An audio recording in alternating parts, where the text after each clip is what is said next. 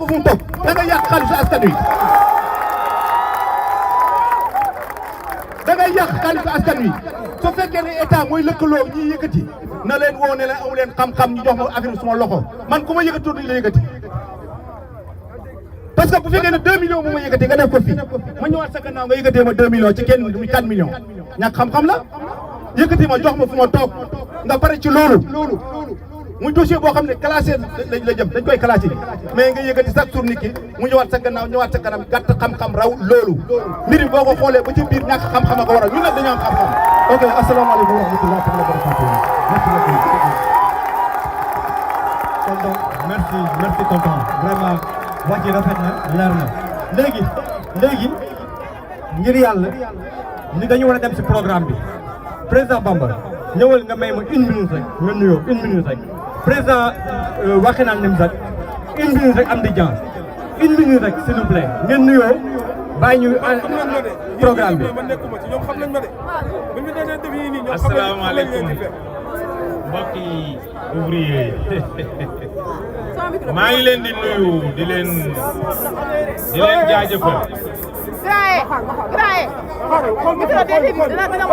ñii taxaw fii laa xam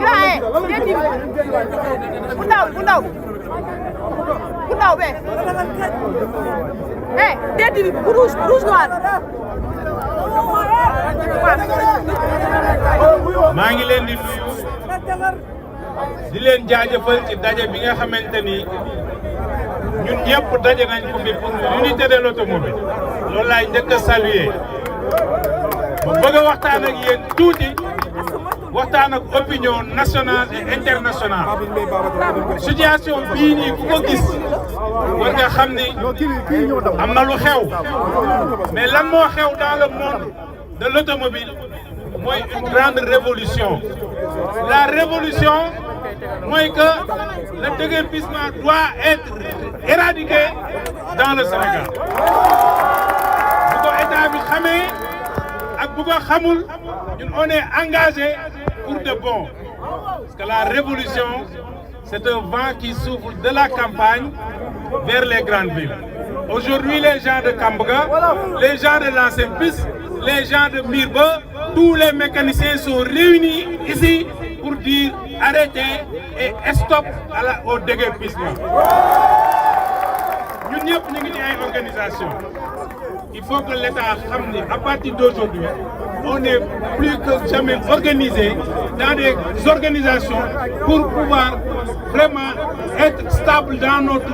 nos garages. La stabilité bi ci njëkk mooy d'abord que ñu aménager ñu ay terrains spécialement dédiés aux professionnels de l'automobile. ñun ñoo njëkk a doyal ci mbedd mi jóge nañ ci c'est fini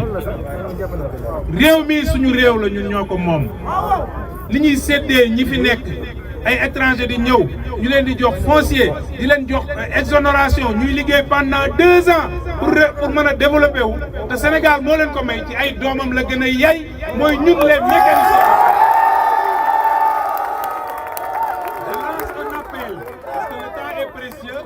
Je lance un appel à partir d'aujourd'hui à l'État du Sénégal, notamment les ministères concernés, le ministre de la formation professionnelle, le ministre de l'urbanisme, le ministre de l'artisanat, que nous préparons taxaw xam ne ñun bu ñu demee dañuy dem bu ñu demul dañuy dem on est prêt à aménager nos propres garages dans le Sénégal et de travailler de manière vraiment stable. jeex na bis ni ki tey que ñu xam ne bu dee création de l'emploi ñun ñoo ko fi dàq. Nous sommes des milliers et des milliers de garages qui forment des milliers de jeunes yoo xamante ne dañoo raté à l'école ñi nekkoon ci rue ñu récupérer leen kon il est temps que ci état xam ñun ñooy ñan jox ñu suñu gëdd. Je lance un appel au président de la République qui est un jeune comme nous. Le Premier ministre, on s'est battu à côté d'eux pour que le Sénégal exi fii ñu exi il faut ñu xam ne désormais mécaniciens yi pare nañ aujourd'hui pour jàkkaarloo ak ñoom ñu jox ñu définitivement ay espace ni ñu koy joxee yeneen nit ñi yeneen entreprise. Merci beaucoup.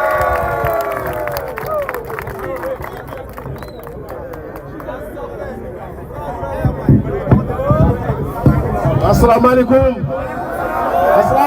mbokk artisans yi